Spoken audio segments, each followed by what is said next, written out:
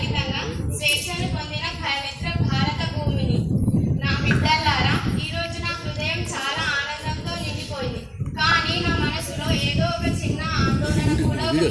నా దేశ భవిష్యత్తు ఎలా ఉంటుంది? నా బిడ్డలు నా దేశ భవిష్యత్తును ఎలా ముందుకు తీసుకెళ్తారు? నా సందేహాలకు సమాధానం చెప్పడానికి నా గర్వాన్ని, నా గౌరవాన్ని, నా జ్ఞానాన్ని ప్రతిబింబించే కొందరిని మీ ముందుకు పిలుస్తాను.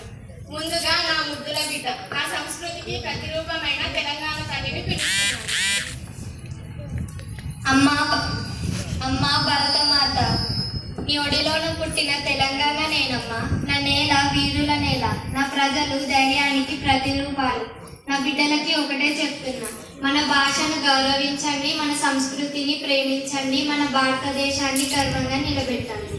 చాలా చక్కగా చెప్పావు తల్లి. భాషను, సంస్కృతిని గౌరవించే బిడ్డలే దేశానికి నిజమైన వారసులు. నా దేశ భవిష్యత్తును నిర్మించేది ఎవరు? నా బిడ్డలకు జ్ఞానాన్ని అందించేది ఎవరు? అందుకే విద్యాదేవి సరస్వతిని పిలుస్తున్నాను. సరస్వతి రామ. అమ్మా భరతమాత, మీ బిడ్డల చేతుల్లో పుస్తకాలు ఉంటే వారి చేతుల్లోనే దేశం భవిష్యత్తు ఉంటుంది. పిల్లలారా, నేను మీ సరస్వతి దేవిని. కష్టపడి చదవండి, జ్ఞానాన్ని పెంచుకోండి. కానీ జ్ఞానంతో పాటు మంచి నడవడికను, క్రమశిక్షను, నిజాయితీని కూడా పెంచుకోండి. చదువు కేవలం మార్కుల కోసమే కాదు, మంచి మనిషిగా ఎదగడానికి. గురువులను గౌరవించండి, తల్లిదండ్రులను ప్రేమించండి, తోటి పిల్లలకు సహాయం చేయండి. మీ జ్ఞానాన్ని మీకోసమే కాకుండా దేశం కోసం, సమాజం కోసం ఉపయోగించండి. మీరు ఈరోజు చదువుకునే పిల్లలు రేపటి శాస్త్రవేత్తలు, ఉపాధ్యాయులు, ఇంజనీరింగ్, దేశ నాయకులు. అందుకే మీ అందరికీ నా ఆశీర్వాదాలు ఎల్లప్పుడూ ఉంటాయి. అదే నా కోరిక తల్లి. విద్యావంతులైన యువతే దేశానికి నిజమైన బలం. నా దేశ చరిత్రలో వీరనారులకు ఎంతో ప్రత్యేక స్థానం ఉన్నది. బిడ్డలకు ధైర్యాన్ని అందించేందుకు వీరనారి రుద్రమదేవిని పిలుస్తున్నాను. అమ్మా భరతమాత, ఆడపిల్ల బలహీనురాలు కాదు.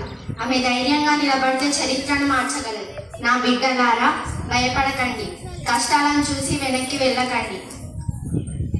ధైర్యం, ఆత్మవిశ్వాసం ఉంటే అసాధ్యం అనేది ఏదీ లేదు. ఈ వీరత్వం ఈ తరం పిల్లలకు స్ఫూర్తి కావాలి తల్లి. నా బిడ్డలారా, మీరు ప్రశాంతంగా నిద్రపోతున్నారు, మీరు స్వేచ్ఛగా జీవిస్తున్నారు. కానీ మీకోసం రాత్రింబవళ్ళు కష్టపడే నా వీర సైనికులను మర్చిపోవద్దు. నా వీర సైనికుడా. అమ్మ భరతమాత, నీ రక్షణ కోసం మా ప్రాణాలను సైతం అర్పించడం మా అదృష్టం. ఎండైనా వానైనా చలైనా దేశ రక్షణ నా మొదటి కర్తవ్యం.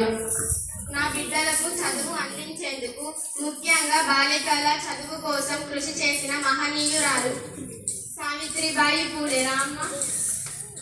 అమ్మ భరతమాత, ఆడపిల్ల చదువుకుంటే కుటుంబం మాత్రమే కాదు, సమాజం అభివృద్ధి చెందుతుంది. ప్రతి బిడ్డ చదువుకోవాలి, ప్రతి అమ్మాయిలో ఆత్మవిశ్వాసం ముందుకు సాగాలి. విద్య నిజమైన స్వాతంత్ర్యం.